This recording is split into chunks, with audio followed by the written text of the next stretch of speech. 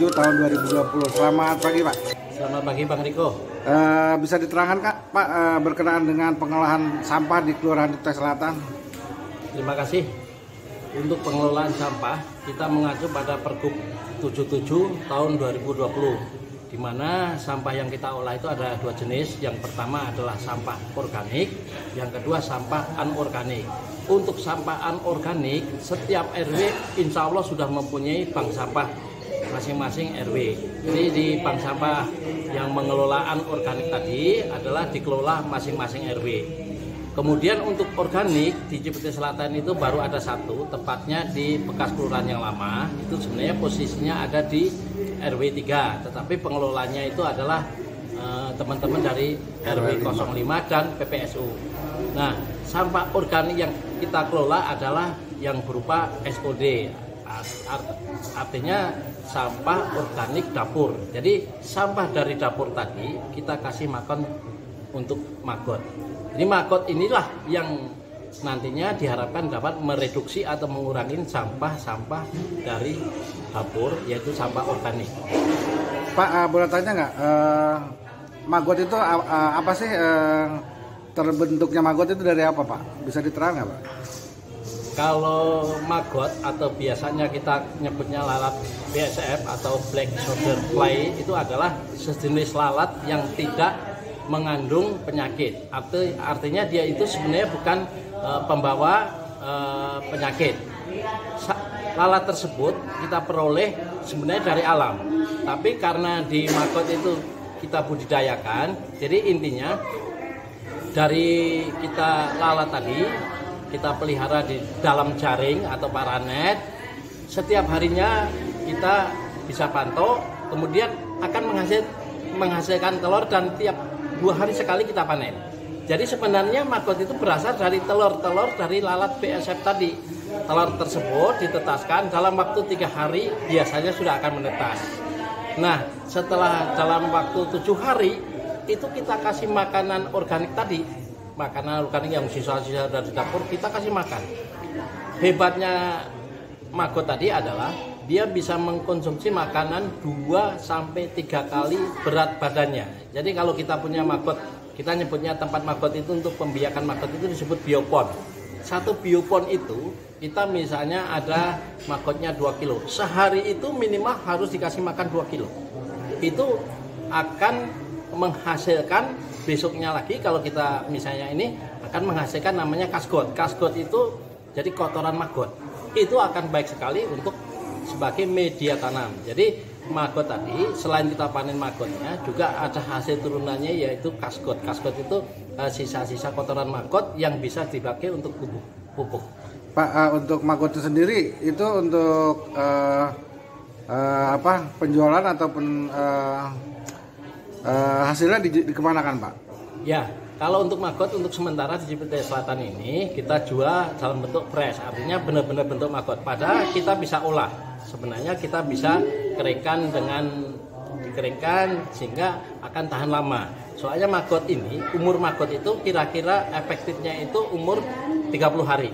Jadi kalau sudah jadi maggot, kalau kita diamkan dia akan jadi prepupa atau pupa yang nanti akan netas jadi BSF tadi, lalat. Tetapi kalau kita panen dalam waktu yang belum hitam itu, dia akan langsung dipanen bisa. Terus untuk apa? Biasanya kita untuk dikasih makan untuk lele atau unggas, misalnya burung, ayam dan sebagainya.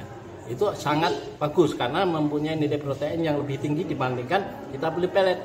Dan yang jadi perhatian juga, kalau kita beli pelet, misalnya saya memelihara lele, saya beli pelet sekarang harganya 1 kilo 14.000 yang bagus nih. Kalau kita beli maggot itu separuhnya harganya. Lebih murah ya? Ya lebih murah, sehingga sebenarnya nilai tambahnya itu lebih kalau untuk peternaknya. Bagi maggot sendiri, kalau kita panen untuk fresh maggot tadi langsung dikasih lele lahap sekali. Kita udah uji coba beberapa kali. Tapi sebenarnya kita bisa, kalau kita hasilnya melimpah, kita bisa keringkan dengan cara di dry atau disangrai atau apa, atau diturunkan lagi jadi minyak maggot yang harganya nilai ekonominya lebih tinggi. Untuk hasil maggotnya, apakah saat ini sudah banyak konsumen-konsumen yang pesan di rumah maggotnya Pak? Kalau kita di Cipete Selatan ini memang belum skala bisnis. Jadi kita memang tujuan pokoknya itu membantu pemerintah untuk melaksanakan Pergub 77 tahun 2020, di mana untuk reduksi sampah. Ini kita ngomong reduksi sampah. Dalam sehari kita bisa menerima sampah organik itu kisarannya antara 40 sampai 70 kilo. Kalau kita sebulan itu artinya di angka 1,7 ton. Artinya dengan angka 1,7 ton itu artinya dalam sebulan itu karena cuma satu tempat Maggot kita sudah bisa mereduksi 1,7 ton. Itu sebenarnya nilai lebihnya. Kalau nanti kita turunannya tadi dikonsumsi atau bisa dijual belikan, artinya itu sudah bonus karena memang tujuan utama kita itu. Kalau untuk Cipete Selatan memang untuk itu belum banyak.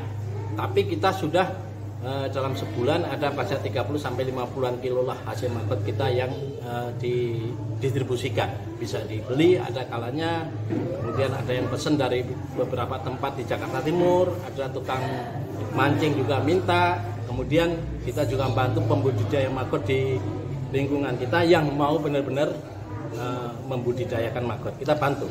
Pak, untuk makan Maggot sendiri nih, itu diperoleh dari warga atau dari mana Pak untuk lebih jelasnya?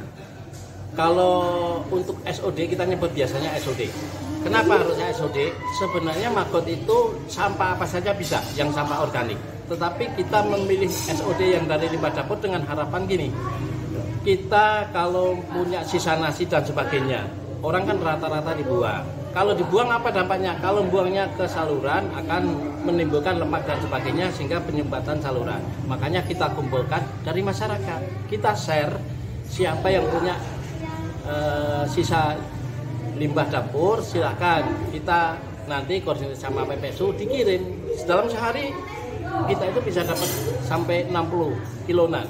Itu dari warga, bukan dari warung ini sekarang. Karena memang warga masyarakat yang punya itu langsung bisa disetorkan ke rumah Maggot Cipete Selatan, yaitu bekas kelurahan yang lama. Nanti hasilnya itu kita langsung kasih makan Maggot. Kita posisi sekarang masih kekurangan SOD.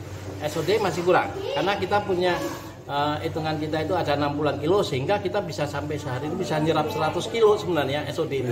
Tetapi memang itu belum tercukupin, makanya kalau boleh minta ke teman-teman RW kalau ada nasi berlebihan yang tidak dimakan, tolong hubungin kami atau PPSU untuk menyerahkan ke rumah Maggot Cipete. Gitu. Pak, untuk Maggot sendiri nih di Kecamatan Cilandak, apakah kelurahan Cipete Selatan saja yang sudah memiliki rumah Maggot atau kelurahan-kelurahan lain di Kecamatan Cilandak sudah seperti Cipete, Pak? Setahu saya ini kemarin kita juga sudah dari Petra Intan kalau tidak salah, dia minta pendampingan. Kita sudah kasih Maggot, kasih biangnya, kasih telurnya. Ternyata tidak berjalan karena memang waktu itu ada fogging sehingga mati semua. Tapi sampai sekarang saya belum tahu lagi kelanjutannya seperti apa, Pak. Di Gandaria Selatan pun kemarin sudah koordinasi sama kita. Dia mungkin dia punya lahan, kita sarankan kalau memang punya lahan budidaya Maggot sekalian lelenya sehingga hasilnya Maggot tadi langsung bisa dimakan lele. Itu kemarin yang kita sudah koordinasi nih sama Gandaria Selatan. Untuk kelurahan lain saya belum tahu pasti ya. Karena memang kita belum berkunjung. Yang terdekat saya biasanya ke Pesanggerahan. Kemarin Cipete Utara juga ada, tapi sekarang sudah habis. Itu mungkin yang dapat saya sampaikan. Pak, ini setelah organik, untuk anorganik nih, saya dengar Kelurahan Cipete Selatan, khususnya wilayah RW 05 itu sudah mempunyai nasabah yang banyak. Kemudian juga penimbangannya sudah mencapai kapasitas, sudah mencapai sebulan 2 kali. Itu apa rahasianya, Pak Jarod? Ya, khusus untuk bank sampah Sehati RW 05, memang dalam sebulan kita menimbang itu bisa 2 kali. Itu memang pertama rahasianya sebenarnya bukan rahasia nih. Warga dilibatkan dalam artian nasabah kita banyak, tetapi lebih banyak lagi yang memilah sampah. Artinya rumah tangga tadi memang kita edukasi jangan dibuang ke tempat sampah, tapi dikumpulin di masing-masing rumah. Nanti sebelum nimbang dikasih ke masing-masing RT kan sudah ada posnya. Jadi kita memang bukan menggiatkan warga untuk memilah sampah.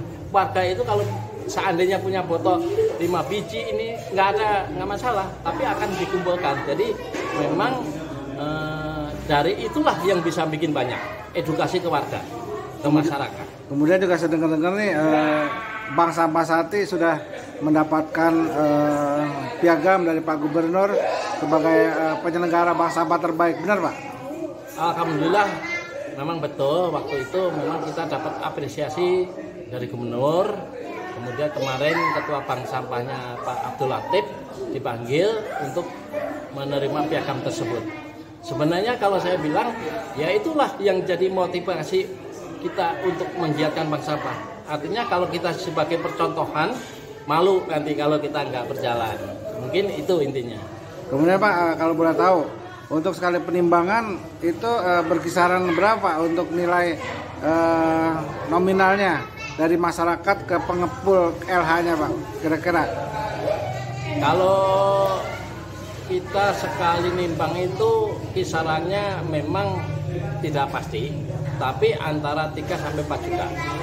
Sekali nimbang itu dalam 2 minggu sekali. Kita minggu pertama dan ketiga itu kisarannya antara 3 sampai 4 jutaan sekali nimbang. Bahkan pernah lebih juga. Tapi ada juga yang berkurang. Tapi memang tergantung kondisi. Memang kalau pas mau lebaran itu kan agak kurang karena memang ini. Jadi intinya memang kita yang penting sekarang banyakin nasabahnya dulu. Semakin banyak nasabahnya, insya Allah hasil itu pasti berbanding lurus dengan apa yang kita dapatkan. Nah, ada satu lagi nih pertanyaan.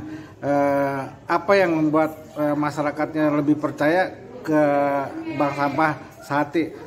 Sementara ada pengepul lain yang memberikan harga lebih tinggi.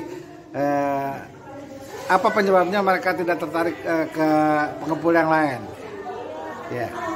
Ini setahu saya memang belum pernah dengar aja koordinasi sama pengepul yang lain. Cuman kalau dengan LH ini kan kita program berapapun barangnya akan dijemput di tempat. Apapun barangnya akan dijemput di tempat.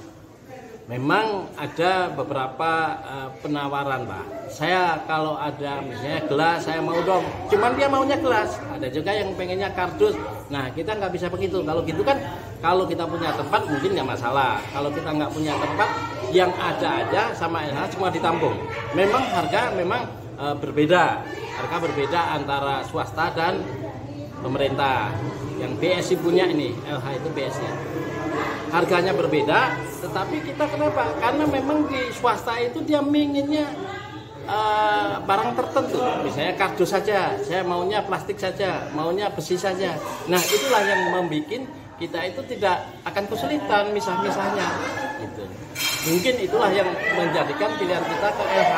Dan selama ini memang kita dengan LH nggak ada masalah. Berapa kita punya, besoknya dibayar. Berapa kita timbang, besoknya dibayar. Nggak lihat barangnya. Kemudian untuk pengambilan uangnya Pak di bank sampah sistemnya seperti apa ya? Nah kalau di RW 5 ini dibilang unik ya unik. Contoh aja di RT saya, yang jadi nasabah di saya itu paling 8 orang. Tetapi yang milah sampah itu lebih 20. Yang milah itu harapan kita sebenarnya sodako sampah saja. Jadi dia tidak berharap sama hasil duitnya. Gitu. Kemudian RT juga ngasih ke bank sampah juga tidak terlalu banyak berharap ke materinya. Minimal kita sudah gerakan masyarakat, kesadaran masyarakat tumbuh, ya kita jaga. Sehingga kalau namanya sedekah termasuk minyak jelantah.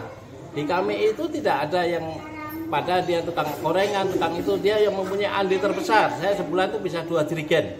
Itu tidak ada yang minta artinya minta jatah imbalan ya, imbalan nggak ada karena memang kita nyebutnya sudah sodako. Kalau sudah sodakah ya jangan berharap imbalan. Di bank sampah juga begitu gitu. Sehingga untuk dana yang sekarang ditimbang bulan depan itu kan sudah keluar angkanya masing-masing nasabah dia punya catatan. Kalau mau diambil monggo, kalaupun ditabung silahkan.